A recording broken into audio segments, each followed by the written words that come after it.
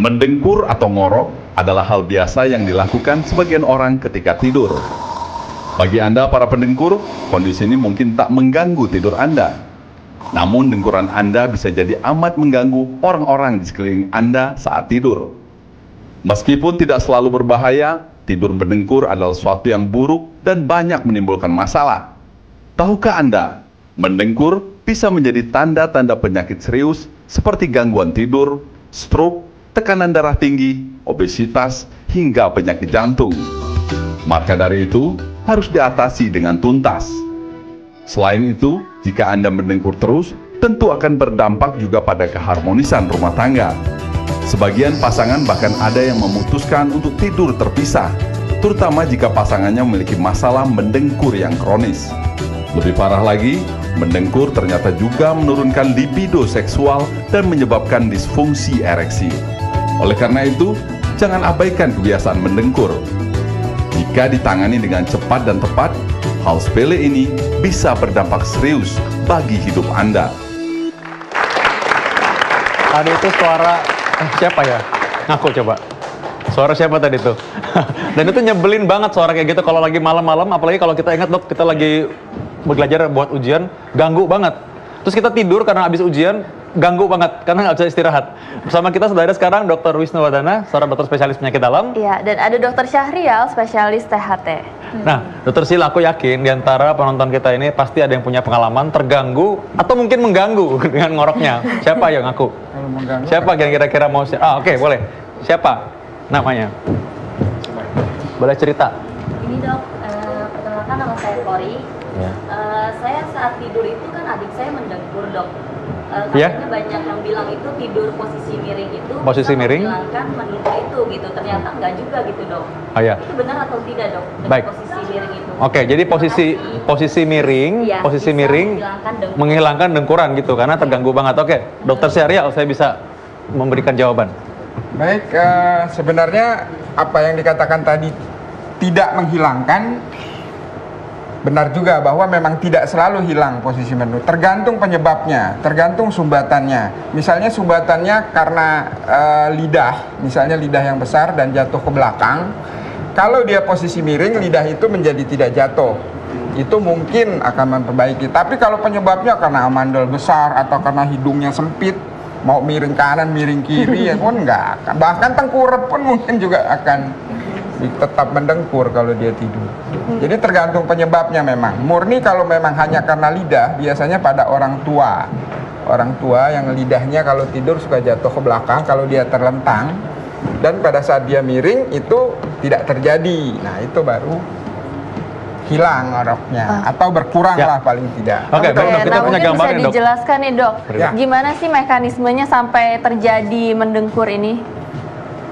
Jadi mendengkur itu prinsipnya terjadi karena ada sumbatan yang bisa parsial atau sebagian atau total pada saluran napas atas dimulai dari lubang hidung sampai tenggorokan atau tenggorok atau kerongkongan atau yang kita sebut laring ya sampai situ. Ya, ini ya dok ya? Ya, betul, yang berwarna biru ini yang disebut. Sampai laring. Ini saluran napas yang warna biru ya. Yang warna merah urusan Dokter Wisnu ini ya. Ya, Ini itu ke di bawah. makanan ini ya. Betul. Jadi sumbatannya dari lubang hidung sampai bawah. Bisa satu atau bisa beberapa, bahkan lebih sering beberapa sumbatannya, tidak satu. Nah ini dok, masyarakat Ya. pengen tahu yang ini dok nih. Ini kan yang bikin suara-suara itu mengganggu itu dari mana sebenarnya dok? Suara yang terjadi akibat udara yang melewati tempat sempit dan terjadi turbulensi atau udara berputar sangat cepat di sini karena tarikan yang keras sehingga si langit-langit Nah, coba itu gambar bisa bergetar. stop dulu sebentar. Mau saya lihat? Nah ini langit-langit yang Stop. bergetar Oke. keras. Di sini ya? Nih ini. Oke. Ini kan langit-langit lunak atau yang kita sebut soft pellet ya, atau yang di sini ada uvula kayak anak lidah itu yang bergetar keras dan menimbulkan bunyi. Dengan bervariasi. Kalau memang sudah sumbatannya kecil sekali, sempit dan getaran itu menjadi sangat keras, ketat. Nah, kita mau lihat lagi sebelum kita masuk ke mitos atau fakta ya, kita bisa lihat gambar di sini. Dan ini yang bisa dibedakan nih, ini yang biru ini yang saluran buat ke paru-paru, yang merah ini ke pencernaan. Ini supaya orang nggak kebalik dok ini. Orang perlu tahu nih ya. Nah, dokter Sila, kalau kita lihat seperti ini ya, kadang orang mengeluh itu, yang mengeluh itu tadi dokter Sila bilang bukan orangnya sendiri. Yang mengeluh itu adalah biasanya orang yang tidur di sekitarnya ya dok. Iya, orang di sekitarnya benar. Dan ini sebenarnya dan yang sampai saat ini belum bisa kita jawab, suara dengkuran itu kan mengganggu orang, tapi si pendengkur tidak terganggu, tidak terbangun oleh suara dengkuran dia. Padahal dia akan sama mendengarnya harusnya. Bahaya sekali mendengkur yang jadi memang ada mendengkur yang mungkin tidak berbahaya dalam tanda kutip secara medis, karena ada yang kita sebut occasional snoring atau mendengkur yang sekali-sekali terjadi. Tapi yang habitual snoring yang setiap dia tidur mendengkur bahkan berbagai posisi, artinya sumbatannya sudah cukup berat. Bahkan bisa terjadi yang disebut OSAS, sempat disinggung di sini, obstructive sleep apnea syndrome atau henti napas saat tidur. Nah, ini yang orang mungkin nggak sadar ya. Jadi mereka waktu ketika lagi tidur, dia tiba-tiba hilang napasnya ya, berhenti napasnya. Dan itu orang ya setelah bangun tidur lagi dia nggak sadar ya, sebenarnya. Karena yang disebut OSA atau obstructive sleep apnea atau henti napas saat tidur tadi itu memang terjadi periodik. Karena pada saat berhenti itu kadar oksigen dalam darah akan turun, sebaliknya kadar CO2 akan naik. Nah, yang membangunkan dia untuk bernapas lagi adalah CO2 yang tinggi dalam darah itu. Itu. Kalau mekanisme itu tidak terjadi, nggak bangun terus, dia akan lewat. Itu mungkin bisa dijelaskan dok, bernafas yang normal dan nafas yang terganggu seperti apa dok? Napas yang normal itu harusnya kalau dia melewati lubang hidung, terus melewati belakang hidung atau nasofaring, masuk ke tenggorok, masuk ke kerongkongan sampai ke paru-paru, tidak ada hambatan. Itu yang baik, sangat baik. Biasanya hampir tidak ada suara dengkuran kalau itu. Ya, tapi kalau ada sumbatan dari hidung, misalnya orang sering pilek saja, atau kita sedang pilek, hidung kita mampet, kita mungkin bisa mendengkur. Itu napasnya sudah terhambat. Ya, walaupun sekali-sekali yang kita sebut tadi occasional snoring. Jadi kadang-kadang saja mendengkurnya kalau sedang pilek. Kadang-kadang anak-anak, ibu-ibu kalau ditanya, "Bu, anaknya mendengkur nggak?" "Mendengkur dok kalau pilek." Tapi pas nggak pilek tidak. Itu misalnya begitu. Kalau Mbak Grace nih, Mbak Grace pernah ngorok nggak? Saya nggak pernah. Tapi saya sangat terganggu dok dengan orang yang ngorok ya? Karena saya dengar suara jam aja TikTok itu saya nggak bisa tidur. Apalagi yang kayak tadi tuh heboh banget. Nah itu biasanya kenapa sih dok? Ada ya dok teman saya, misalnya saya ngobrol sama dia 5 menit gitu ya. Abis itu kayak dia diem, nggak nyampe semenit dia udah ngorok banget dok. Itu kenapa ya? Orang ngorok atau mendengkur itu sebenarnya termasuk dalam buku besar dia adalah gangguan napas saat tidur. Jadi dia akan mengalami kurang oksigen tadi kan, sehingga kualitas tidurnya sebenarnya tidak bagus. Jadi salah asumsi kalau orang mengatakan bahwa kalau tidurnya nyenyak itu mengorok. Salah itu. Jadi berarti itu sebenarnya mitos ya. Dan mungkin mitos. Satu lagi saya mau tanya sama Dokter Wisnu. Dokter Wisnu, ada orang juga sering bilang bahwa kalau misalkan dia kecapean gitu ya, capean banget, dia ngorok. Karena itu dua yang sering dibilang tuh. Oh, kalau dia ngorok antara dia capek banget atau dia tadi nyenyak banget tidurnya. Ya dok, apakah benar orang capek banget jadi ngorok dok? Ya, memang sih tidak selalu. Orang dengan kondisi capek selalu harus ngorok. Kalaupun ngorok, berarti ada sebagian daripada gangguan yang ada pada dirinya sudah mulai muncul. Ya, kita tahu bahwa ngorok itu sendiri adalah tadi dikatakan oleh Dr. Sahrial satu mekanisme terjadi kelainan yang ada di saluran nafas dan banyak faktor-faktor yang berhubungan dengan ngorok yang akan bisa berkaitan, yang punya risiko terhadap penyakit-penyakit tertentu, yang mulai hipertensi, jantung, stroke, dan juga GERD ya, penyakit-penyakit di pencernaan. Itu nanti akan kaitannya dengan yang disebut ngorok tadi. GERD itu tadi yang dokter sering ketangani buat masyarakat kan mungkin GERD mereka nggak tahu, tapi GERD itu yang berhubungan sama penyakit lambung dokter ya. Ya GERD itu adalah adanya muntahnya asam lambung atau isi lambung ke kerongkongan, ya itu salah satunya adalah merupakan tanda kalau orang ngorok berarti GERD-nya itu yang akan mengganggu dalam kualitas daripada tidurnya. Dan itu salah satu yang kita selalu evaluasi pada event GERD, kita tanyakan apakah Anda tidurnya bagus atau dia sering ngorok. Nah, kita tanya tidak mungkin pada pasien betul. Ya. Dokter Syariah bilang kan, Chris bilang kan, nggak akan ngaku dia pasiennya, tetapi kita tanyakan pada orang di sekelilingnya ya, istrinya atau pasangan yang lain. Pada waktu tidur dia ngorok tidak? Kalau dia memang ngorok, nah jadi dengan keluhan dia bangun tidur kok perut saya nggak enak, nah, berarti memang betul ada tanda-tanda suatu GERD yang kronis ya. Jadi itu. Betul dok, ini kayaknya menarik banget dok, karena banyak orang berpikir bahwa ngorok itu adalah ya udah ngorok aja gitu, kebiasaan buruk aja nih sebenarnya. Padahal sebenarnya ngorok ini ternyata ada penyakit lain yang kita mesti cari tahu. Dan itu kalau tidak langsung diobati dan tidak segera dicari tahu penyebabnya, maka ini akan menjadi penyakit yang kronis yang lama dan sulit untuk disembuhkan, Dokter Wisnu.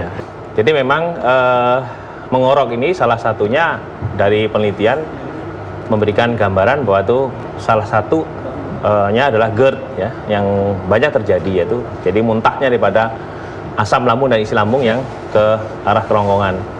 Kedua juga pada literatur ya, yang di luar negeri yang kan menyampaikan terjadi kenaikan tekanan darah, adanya aterosklerosis di daerah karotis ya, penyempitan buluh darah di daerah karotis, kemudian dia efeknya bisa menjadi mencetuskan stroke, kemudian juga pada jantung karena hipertensi menyebabkan pembesaran jantung, dan akhirnya juga bisa menyebabkan serangan jantung. Mungkin masyarakat harus tahu nih dok, ada yang penyebab ngorok dan ada juga yang akibat ngorok. Yang mana yang penyebab, yang mana yang akibat dok? Kalau penyebab, dokter asal bilang bisa menjelaskan. Seperti saya sudah singgung di awal, ngorok itu adalah masalah pada saluran nafas atas. Jadi hal-hal yang menyebabkan saluran nafas atas menjadi sempit atau tersumbat itu akan menyebabkan mendengkur. Bahkan pada keadaan tertentu akan jadi yang kita kenal sebagai OSAS tadi, atau sleep apnea atau napas berhenti. Jadi misalnya pada hidung, simpel saja, orang yang terlalu sering pilek menjadi sinusitis, ada yang disebut konkanya besar ya, jadi jalan napas hidungnya sempit, itu pasti akan mendengkur. Lalu amandel yang besar baik pada orang dewasa pada anak juga akan menyebabkan mendengkur. Tulang hidung yang bengkok, ada kan sering kalau dokter THT periksa, tiba-tiba nih, tulang ibu bengkok. Kalau bengkoknya berat, itu akan tidak simetris saluran napas atasnya, udara masuknya tidak bersamaan, bahkan tidak pada jumlah yang sama, itu menyebabkan mendengkur yang keras. Jadi penyebabnya adalah masalah pada saluran napas atas. Cuman ini akan berakibat ke penyakit-penyakit lain tadi yang diterangkan oleh Dr. Wisnu. Dia bisa menyebabkan penyakit jantung dan stroke yang sangat berbahaya kalau dibiarkan tentu saja. Oke, berarti ini nggak boleh dibiarkan. Harusnya ya dok? Tidak dibiarkan. Nah, untuk mencegah, menghindarinya itu bagaimana dok caranya? Jadi prinsip menanganinya tentu saja sesuai penyebabnya tadi. Kita harus membuat saluran napas itu menjadi lapang, atau kalau memang melapangkan saluran napas itu prinsipnya adalah membetulkan kan, artinya mengkoreksi. Biasanya dilakukan tindakan operasi seperti tulangnya hidung yang bengkok harus diluruskan. Kalau ada sinusitisnya harus dibersihkan. Kalau ada sumbatan hidung, konkanya bisa diberikan obat mengecilkan. Kalau tidak berhasil juga harus dikecilkan dengan operasi. Kalau yakin itu penyebabnya amandel dan tidak ada sebab lain, amandelnya juga harus dibuang. Ada titik tertentu nggak sih dok? Kalau tadi kan dokter bilang bahwa itu akan menyebabkan jantung, stroke dan lain-lain gitu ya. Nah sampai titik seperti apa kita harus memeriksakan diri kita karena kebiasaan ini? Sebenarnya kalau sudah mendengkur saja, mendengkur dan sudah mengganggu temannya, itu sudah indikasi harus diperiksa. Karena kemungkinan besar kalau mendengkur sudah mengganggu, artinya mendengkurnya sudah sangat keras, itu kemungkinan sudah ada obstructive sleep apnea. Jadi kalau sudah ada OSA, itulah yang sudah sangat indikasi atau sangat dianjurkan untuk dilakukan terapi. Baik terapi non-operatif ataupun terapi yang bukan non-operatif. Nah, mengenai pencegahan tadi ini memang terutama apabila orang sudah mengganggu teman tidurnya, apalagi tidur di kamar sebelah misalnya, itu penting banget posisi tidur. Gimana dok caranya? Penting bagi masyarakat untuk tahu bagaimana caranya tidur yang posisi yang betul supaya nggak mengalami ngorok gitu maksudnya. Nah ini kan orang kan tidur biasanya gini nih, bantalnya kan kayak gini tinggi. Yang benar tinggi atau rendah? Masyarakat perlu tahu, Dok. Kalau terkait ngorok tidak dianjurkan tinggi. Nah, karena bantal tinggi misalnya 2 bantal atau bantalnya tinggi membuat leher menjadi tertekuk. Ini ya, tertekuk begini. Ini yang bikin ngorok malah. Lebih menyumbat saluran napas sehingga ngoroknya menjadi lebih parah. Jadi malah harusnya jadi dianjurkan. Bahkan ada di pasaran kan dijual bantal ngorok itu posisinya adalah seakan-akan kita tidur saja. Di leher. Jadi jadi gini seakan-akan begini bantalnya. Dia keras bantalnya. Jadi orang tidur dengan posisi kita sebut ekstensi atau mendongak ke atas. Itu yang sebaiknya kalau terkait ngorok. Dok, kalau posisinya kayak gini, jadi kemungkinan untuk ngorok itu akan kecil? Lebih kecil. Tapi nggak selalu berhasil, saya bilang. Tadi seperti tidur miring pun juga lebih baik sebenarnya dibanding terlentang. Ada orang tidurnya begini, Dok, nih. Nah, tidurnya gini nih. Nah, tidurnya gini. Apakah ini lebih baik kah atau enggak? Itu tangannya yang kasihan nanti. Nanti harus ke saraf.